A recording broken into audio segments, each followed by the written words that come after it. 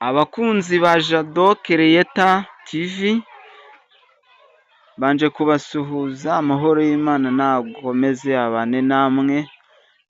Jado Kereyeta tivi ni televiziyo icaho ibiganiro bitandukanye, ibiganiro bijyanye na bizinesi onurayini ndetse na mayiningi muri rusange.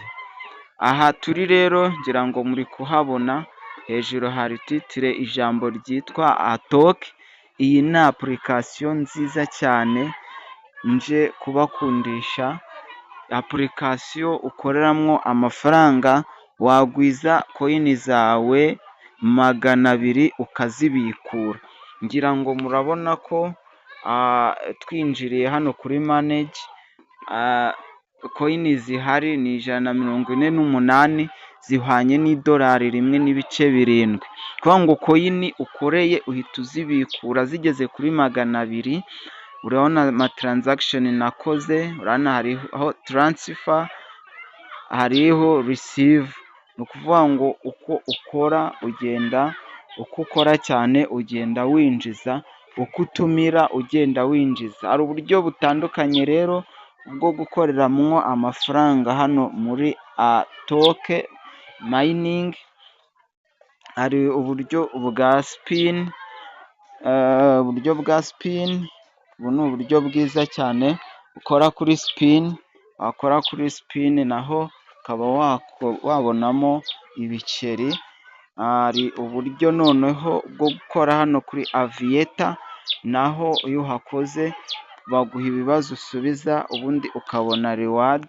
Hari no gukora deyiri cekini buri munsi, ndetse hakaba n'uburyo bwa kangahe, bwa gatatu bwo kureba videwo. Izo videwo zikaba zaguha ama adizi. Reka tujye kuri apulikasiyo ya kabiri, na apulikasiyo yitwa kiripu karapu. Kiripu karapu nayo ni apulikasiyo nziza cyane ukoreramo koyini. Izo koyini wageze igihe cyo kuzibikura ukazibikura. Hari uburyo rero nabwo zikorerwamo, hari uburyo bwo kureba amavidewo, hakaba n'uburyo bwo kugura koyini zawe wifashishije izindi koyini wamayininze. Izo koyini zikakungukira nabwo ukaba wabasha kwinjiza. Iyo ni apulikasiyo yitwa kiripu karapu. Apulikasiyo yitwa kiripu karapu rero ni apulikasiyo nziza cyane, wayitayeho ukayikora umwanya ku mwanya, umunota ku munota, ntago waburamwo amafaranga kandi ntago wabarirwa mu bantu badafite amafaranga.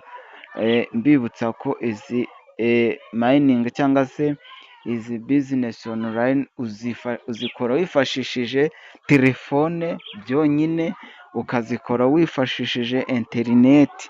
Ni ukuvuga ngo ni ibyo bishoro byonyine, nta kindi gishoro bisaba uretse kwitanga wowe ukabikora, ugashaka umwanya ukabikora. Apulikasiyo ya gatatu ni apulikasiyo yitwa jivi.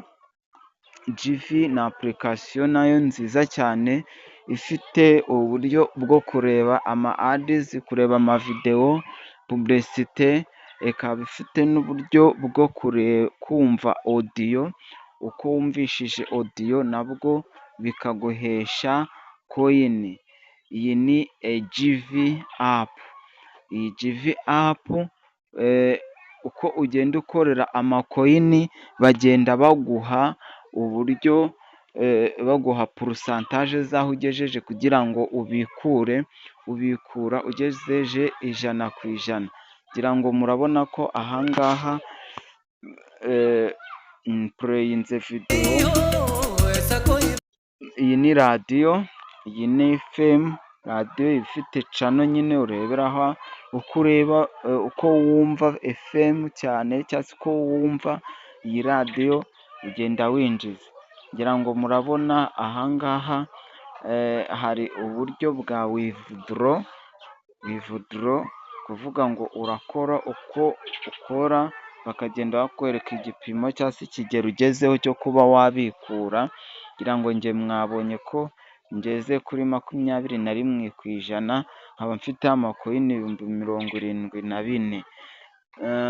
Hakaba n'uburyo bwo kureba videwo nanone, urabona hano hari watch video, iyo uyikanzeho uhita yipureyinga. If you want to learn how to trade in the stock or crypto market, Pocket Option should be the first app you download. When you get the app, you get $50,000 to train with your added demo account. So you can learn how to make educated decisions in the market. And with your real account, you can make open trades for as little as $1. Trading on Pocket Option is straightforward. Just predict if an asset's price goes up or down in a set time. And if you're right, you earn money. Then you can withdraw that money without fees and commissions in a very safe and convenient way. So tap this video now and start trading. Kugira ngo ibiganiro by'ubutaha tubashe kubisangira, ndetse abashyashya hano bakora subscribe, share ndetse na comment, kugira ngo nabo tubashe kubana muri video zikurikira. Mbibutse ko Jado Creator TV icaho ibiganiro bitandukanye, ibiganiro kuba wakoreramwo amafaranga, wakoramo amakoyini. Uri kubona ko hano bampaye koyini 1,000,1. Urabona hejuru balance izamuka, rate yo kubikura ngeze kuri 39%. Urumva kugira ngo mbikure harabura gatoya kugira ngo ngeze kuri kuba nabikura.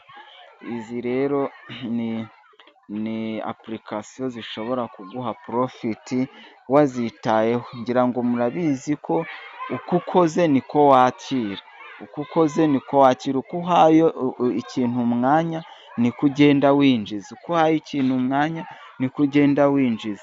N'akazi ufite business ntuyikore neza winjiza gakeya, wayikoze cyane ugasanga yagutambutse. Izi rero ni application eshatu nabasangizaga, kugira ngo uwaba afite akanya, uwaba afite telefone ya smartphone na internet, ajye aba yabasha kwikuriramo aya internet. Bishobora no kurenga aya internet, ahubwo ukaba wanakuramo umugati. Ni ukuvuga ngo ni application eshatu, imwe yitwa Atoke, indi yitwa Clip, indi kitwa GV. Ndabakunda cyane, murakoze.